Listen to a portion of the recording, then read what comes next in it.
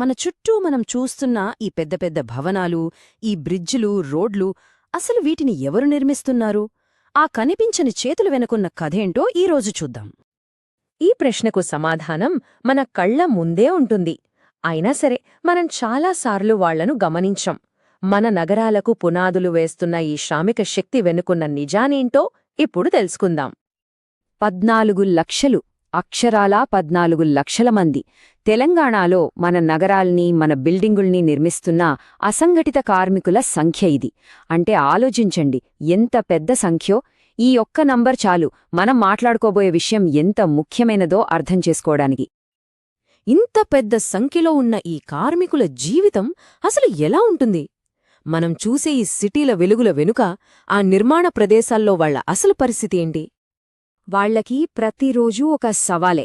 ఎత్తైన బిల్డింగ్లు మీద నుంచి జారిపడే ప్రమాదం, ఎప్పుడైనా తగలొచ్చనే కరెంట్ షాక్ భయం, పైనుంచి ఏవైనా వస్తువుల మీద పడతాయనే ఆందోళన, ఇవన్నీ వాళ్ల జీవితంలో మామూలనమాట.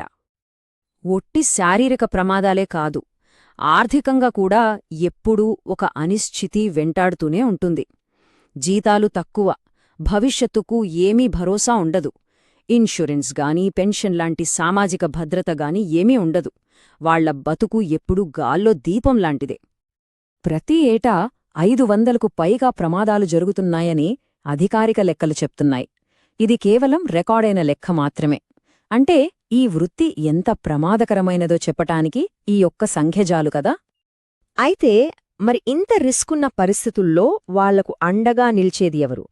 ఇక్కడే ప్రభుత్వం ఏర్పాటుచేసిన ఒక స్పెషల్ సేఫ్టీ నెట్, ఒక ప్రత్యేక భద్రతా వలయం దేవులోకి వస్తుంది. దాని పేరే TBOCWB, అంటే తెలంగాణ భవన మరియు ఇతర నిర్మాణ కార్మికుల సంక్షేమ మండలి.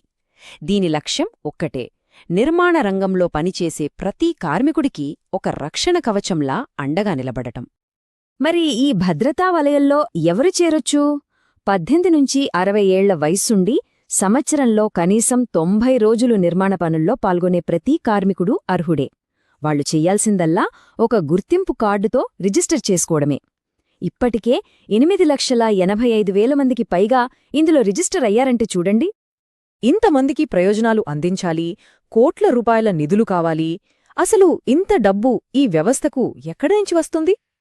ఆ సమాధానమే ఈ సిస్టంలోని అసలైన తెలివి. దీనికి డబ్బులు సమకూర్చే మార్గం చాలా సింపుల్. 10 లక్షల రూపాయల కన్నా ఎక్కువ ఖరీదయ్యే ప్రతి కన్స్ట్రక్షన్ ప్రాజెక్టు మీద కేవలం 1% సంక్షేమ పన్ను, అంటే సెస్, వసూలు చేస్తారన్నమాట. సో ఈ రంగానికి కావలసిన డబ్బు ఇదే రంగం నుంచి వస్తోంది. ఇది చాలా సింపుల్ కానీ పవర్ఫుల్ సిస్టమ్.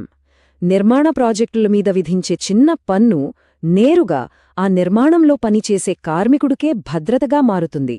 మధ్యలో దళారులు లేకుండా సహాయం డైరెక్ట్గా అవసరమైన వాళ్లకే చేరుతుంది. 2,500 కోట్ల రూపాయలు 2025 నాటికి ఈ బోర్డు దగ్గర జమైన మొత్తం నిధి ఇది. ఈ వ్యవస్థ వెనుక ఎంత బలమైన ఆర్థిక పునాది ఉందో ఈ నంబర్ చూస్తేనే అర్థమవుతుంది. సరే, ఇంత పెద్ద ఫండుంది, బానే ఉంది. కాని దీనివల్ల కార్మికుల జీవితాల్లో నిజంగా మార్పు వస్తోందా? పెళ్లిళ్ల దగ్గర్నుంచి హాస్పిటల్ ఖర్చుల వరకు వాళ్లకు అందే అసలైన ప్రయోజనాలేంటో ఇప్పుడు చూద్దాం. ఇప్పుడు చూడండి, ఈ డబ్బు కార్మికులకు ఎలా ఉపయోగపడుతుందో. ఈ లిస్టులో చాలా పథకాలున్నాయి. కొన్ని ముఖ్యమైనవి చూద్దాం. అనుకోని ప్రమాదం జరిగి పనిచేస్తున్నప్పుడు కార్మికుడు చనిపోతే ఆ కుటుంబానికి ఏకంగా 5 లక్షల రూపాయల పరిహారం అందుతుంది. ఇది చాలా పెద్ద భరోసా. అంతేకాదు, కార్మికుడి కూతురు పెళ్లికి 30,000 రూపాయల కానుక కూడా ఇస్తారు. ఇలాంటివి వాళ్ళ జీవితాల్లో చాలా కీలకమైన సమయాల్లో ఆదుకుంటాయి. 1,500 కోట్ల రూపాయలకు పైగా ఇప్పటిదాకా కార్మికులకు డైరెక్ట్గా అందిన సహాయమిది. ఈ నెంబరే ఈ బోర్డు ఎంత ప్రభావవంతంగా పనిచేస్తోందో చెప్తుంది. ఇంత పవర్ఫుల్గా పనిచేస్తున్న ఈ వ్యవస్థకు అసలు పునాది ఎక్కడ పడింది? ఇది ఎలా స్టార్ట్ అయింది? ఫ్యూచర్లో ఎలాంటి మార్పులు రాబోతున్నాయి? ఈ తెలంగాణ బోర్డు అనేది ఒక పెద్ద నేషనల్ ఫ్రేమ్వర్క్లో భాగమన్నమాట.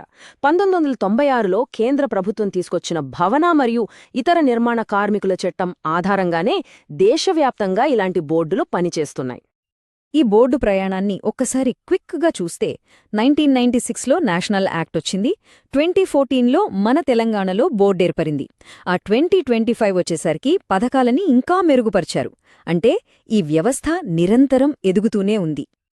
ఈ సిస్టమ్ ఎప్పటికప్పుడు అప్డేట్ అవుతూనే ఉంది. 2025లో వచ్చిన మార్పులే దీనికి బెస్ట్ ఎగ్జాంపుల్.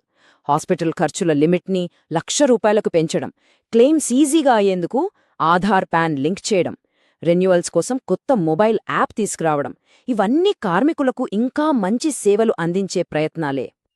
మన నగరాలు ఇంకా పెరుగుతూనే ఉంటాయి, అభివృద్ధి చెందుతూనే ఉంటాయి. మరి వాటిని నిర్మిస్తున్న ఈ శ్రామికులను కాపాడుకోవడానికి, వాళ్ల జీవితాలను మరింత మెరుగుపరచడానికి మనమింకా ఏం చేయగలం? ఇది మనందరం కలిసి ఆలోచించాల్సిన ప్రశ్న.